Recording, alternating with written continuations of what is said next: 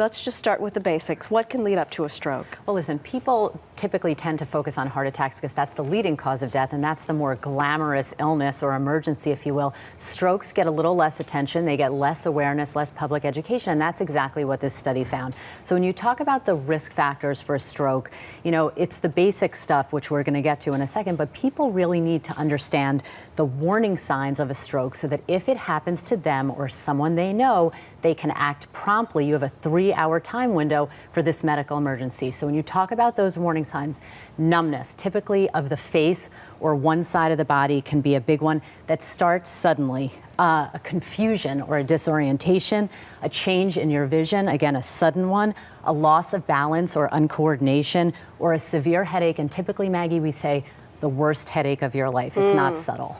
This study found that 70% of people who had minor strokes didn't realize they were having them. Are the warning signs for these minor strokes the same as for major strokes? They can be, and people might have heard of the term TIA, or transient ischemic attack, and basically those are minor. The symptoms or the signs can be very sudden, and they can be subtle, and then they can get better. And so people with denial say, I'm okay, it's not crushing chest pain, so they don't seek medical attention, even in the case of these subtle signs, and that is a big mistake. Why? Why is it so key if it's a minor stroke to seek medical attention? Well, what we know is that people who have had these minor strokes or these TIAs can be at 30% higher risk or of a subsequent major stroke. So you can see it as a heralding or warning sign. In fact, the people who have had these TIAs, 1 out of 3 of them will go on to suffer a major stroke in the future. That could be days in the future, or it could be months or years in the future. But as soon as you know that you're at risk for having one of these minor strokes and subsequently a major stroke,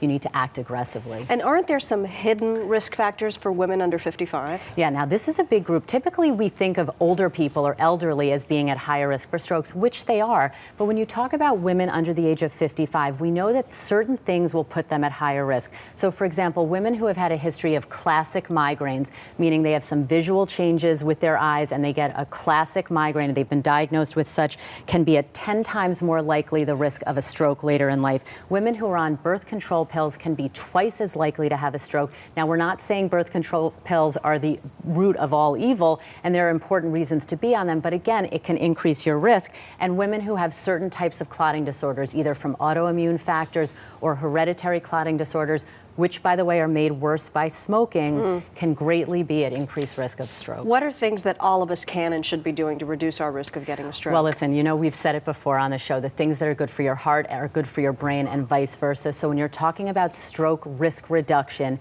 you want to, first of all, know your blood pressure, okay? Even mild hypertension can increase your risk, and controlling your blood pressure is key. You obviously, if you smoke, you want to stop. That is the single most important thing you can do to reduce your risk. You want to keep your cholesterol under control, if not low, especially if you have other risk factors. And again, you want to exercise. You want to think of it as overall wellness, but we know that people who are in good cardiovascular health are also in good brain and vascular health, and that will lower your risk as well. Bears repeating every day if we have to. Absolutely. Dr. Jennifer Ashton, thank you, Jen.